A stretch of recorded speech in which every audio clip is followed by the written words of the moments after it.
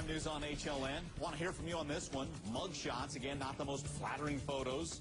Well, now thousands of people will have their badge of shame printed in a magazine for all to see.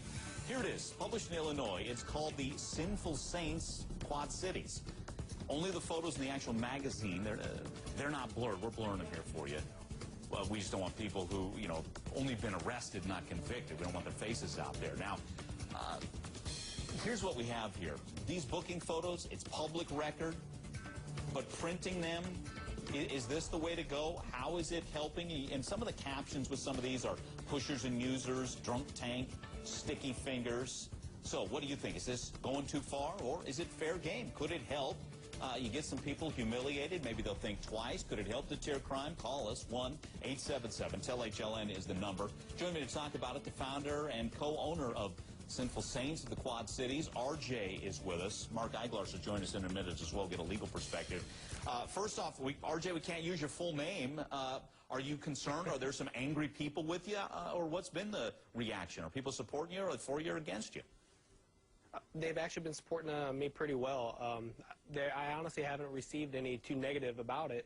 I just don't want to use my personal name or any of my friends or family's names out there, mainly because I don't know who's going to be actually out there and what they are actually thinking. I'm just trying to take a preventative measure based on the nature of what this magazine is. All right.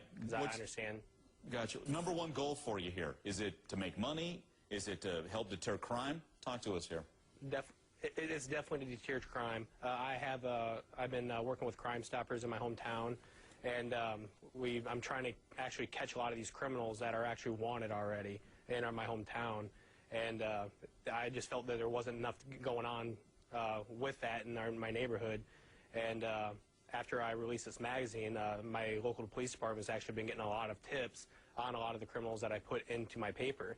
And as for the people that have been arrested, actually in my magazine, that's actually, I'm trying to just kind of prevent any type of future crimes that may arise.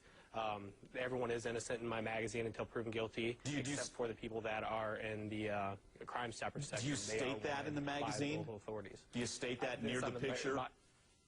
Innocent it's on the bottom of every page. It's on the bottom of every page. It's on the bottom of every page. Wait, let me ask you this on a human, because it's pretty much 50-50 from what we're gathering, people for and against you. We've got some Facebooks I'll read here in a second. But let me give you an example. All right, someone gets arrested, their boss sees it, they may lose a job, turns out they're innocent. How do you grapple with that one, where you've changed somebody's life because their picture's in this magazine, but in the end they didn't do anything wrong?